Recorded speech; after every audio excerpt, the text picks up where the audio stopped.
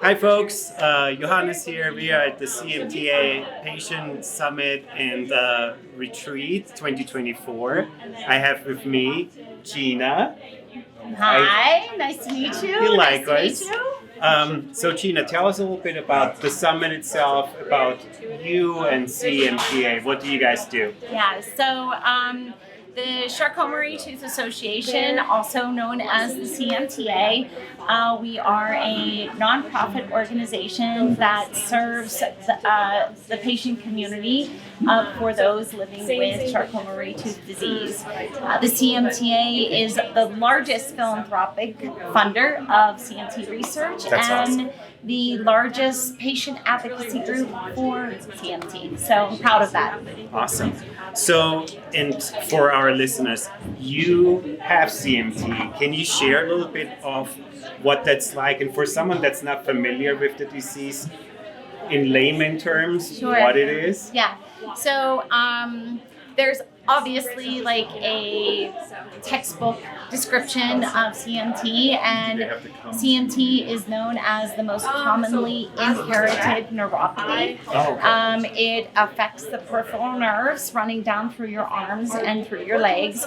And what happens is the coating around the nerve just kind of thins, and it no longer stimulates the muscles. So it's a twofold disease. It is a neuromuscular disease, and there is over 165 known genetic causes of CMT. So yes, That's amazing. yes, yeah.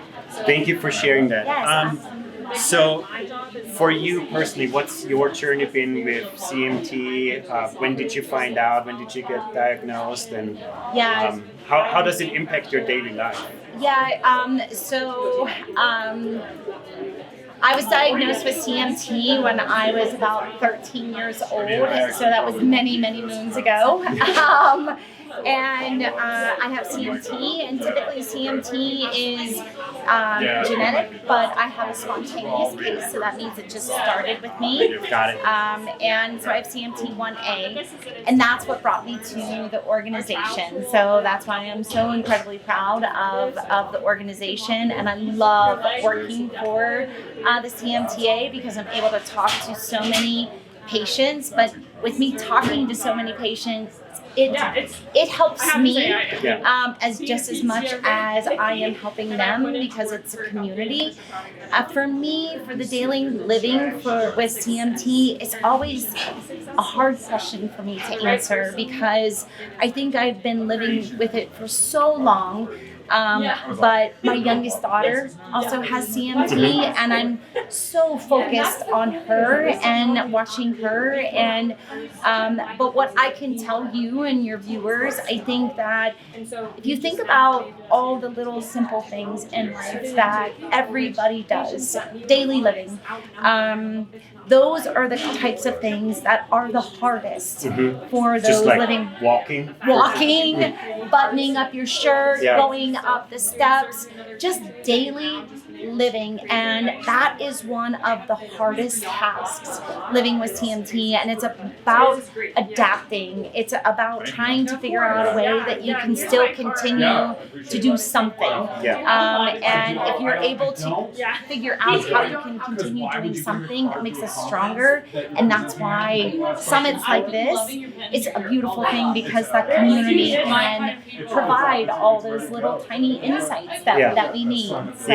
I can only share that the energy here and the togetherness and the community was just, it is palpable. It can be felt, and you guys did a phenomenal job. What sort of resources does CMTA provide to anyone with CMT? Oh man, so the research, there is no treatment or cure for CMT, which the CMTA is obviously changing, and we're funding. We have over 50 projects. We're partnered with over 55 alliance partners, pharmaceutical companies, biotech.